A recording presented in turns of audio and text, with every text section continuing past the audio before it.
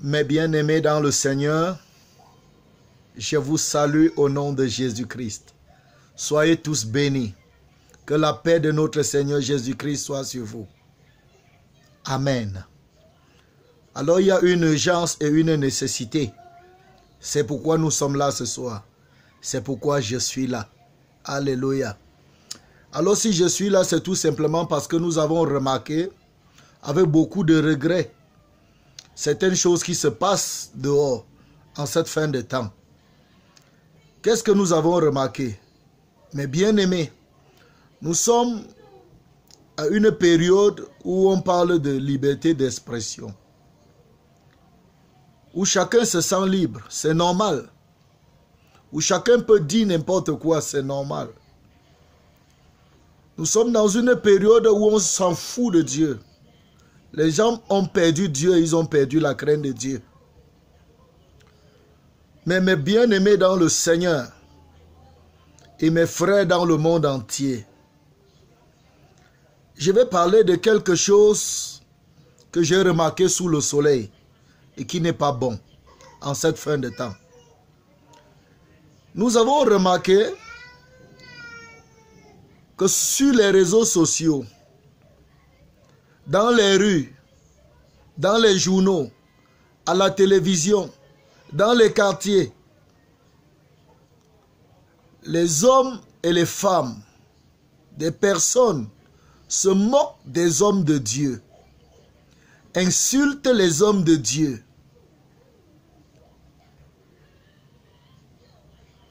Certains avaient raison, d'autres sans raison. Je sais de quoi je parle. Mais je vais vous dire, frères bien-aimés, c'est dans l'amour du Seigneur que je parle. Et je sais qu'après avoir dit ce que je vais dire, je serai aussi victime des insultes, des moqueries et des railleries. Mais je suis obligé, dans l'amour du Seigneur, de vous dire ceci. Faites très attention. Faites très attention, très attention. Il n'est pas d'abord bon d'insulter les personnes, les créatures de Dieu, des hommes faits à l'image de Dieu. C'est pas bon. C'est pas bon. Si vous avez l'habitude de le faire, arrêtez. Arrêtez.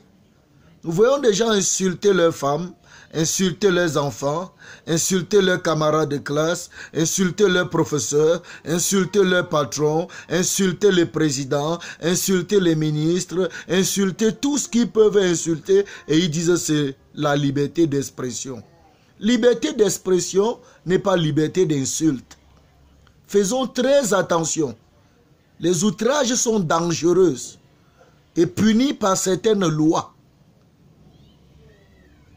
Mais nous ne voulons pas parler de ça.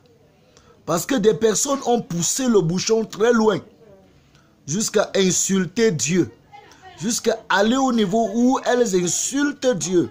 Elles se moquent de Dieu. Frère, qu'est-ce que je vais te dire ce soir? Nous remarquons aujourd'hui des personnes insulter les hommes de Dieu. Des personnes insulter les hommes de Dieu. Se moquer des hommes de Dieu. Traîner les noms dans la boue. Mes frères et mes sœurs, je vous dis, faites très attention. Celui qui insulte un homme de Dieu, oui, un vrai homme de Dieu, un homme de Dieu véritable, insulte Dieu lui-même. Et il n'est pas impuni. Je vous assure, c'est la vérité. Il n'est pas impuni. Tous ceux qui dans leurs amusements et dans leur libertinage se permettent d'outrager les hommes de Dieu, d'insulter les hommes de Dieu, de se moquer des hommes de Dieu. Mon frère, ma soeur, mes bien-aimés, faites très attention. Repentez-vous et arrêtez ça. Sortez de ces choses-là. C'est très dangereux. Nous avons vu des personnes mourir. Nous avons vu des personnes paralysées. Nous avons vu des personnes jetées sur des lits d'hôpitaux. Oui, nous avons vu des personnes devenir aveugles. Nous avons vu des personnes devenir muettes. Nous avons vu des personnes devenir stériles. Stériles. Parce qu'elles ont osé insulter la gloire. Insulter un homme de Dieu. Un homme de Dieu. Un homme de Dieu véritable. Mon frère, je te dis, fais très attention. Fais très attention. Très attention. Si vous parlez de certaines personnes et vous pensez que rien ne vous arrive, je vous dis, vous vous trompez. Vous vous trompez. Personne n'a jamais et ne pourra jamais s'attaquer à un homme de Dieu impunément. Non, faites très attention. Beaucoup de personnes souffrent et ne connaissent pas la cause ou la source de leur malheur. Mon frère, regarde. Est-ce que tu n'as pas encore insulté un homme de Dieu, ma soeur? Comment tu traites les hommes de Dieu? Même ces chrétiens qui vont dans les églises, comment vous traitez les hommes de Dieu? Aujourd'hui, les hommes de Dieu sont vilipendés, sont traités de tout nom d'oiseau. Et pendant que les gens bavardent, on trouve certaines personnes même qui se disent chrétiens dans la danse. Faites attention, très attention. Regardez, dans la Bible, il y a une histoire terrible. Dans 2 Rois chapitre 2, du verset 23 au verset 25, la Bible parle là-bas d'un serviteur de Dieu nommé Élisée. C'est Élisée partait de Jéricho et il montait à Bethel. Il n'a dérangé personne. C'était un homme de Dieu. Il n'a dérangé personne. Notons bien ceci. Il n'a dérangé personne. Il n'a troublé personne.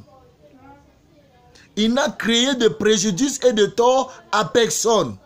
Il allait son chemin. Il montait à Bethel, partant de Jéricho. La Bible dit que des petits garçons sont sortis de la ville et ont commencé à se moquer de lui. Ils ont commencé à se moquer de lui, à l'insulter, parce que Élisée était sûrement un monsieur chauve.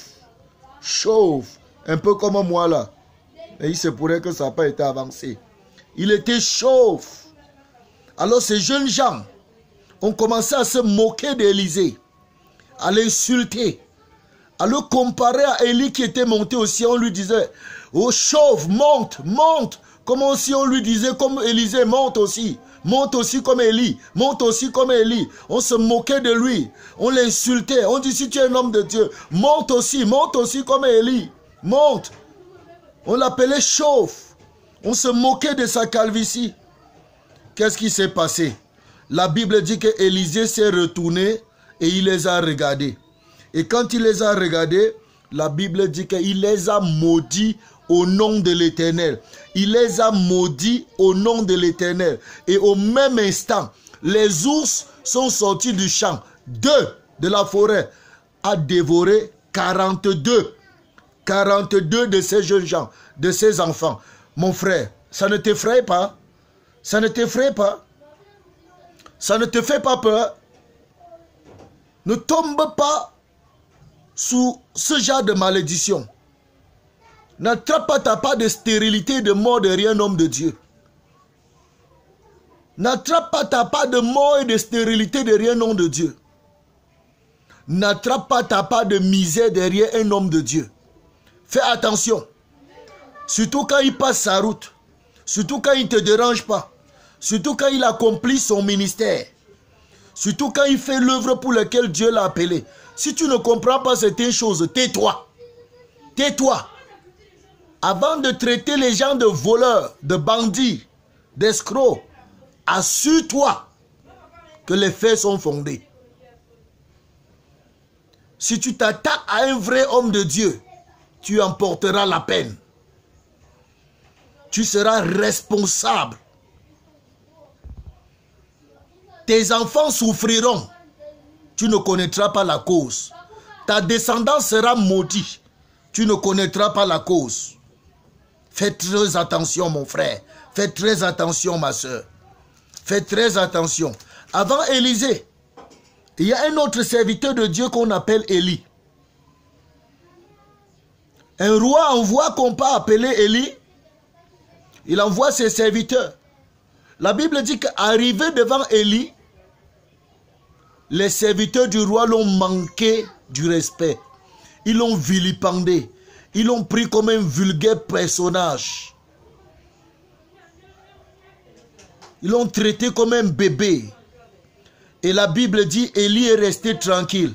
Il a dit, ah, si vous ne me considérez pas comme un homme de Dieu, pour me respecter, si vous ne respectez pas l'onction de Dieu en moi, la grâce de Dieu que je porte sur ma vie, la présence de Dieu en moi, mon frère, si je ne suis pas homme de Dieu, vivez.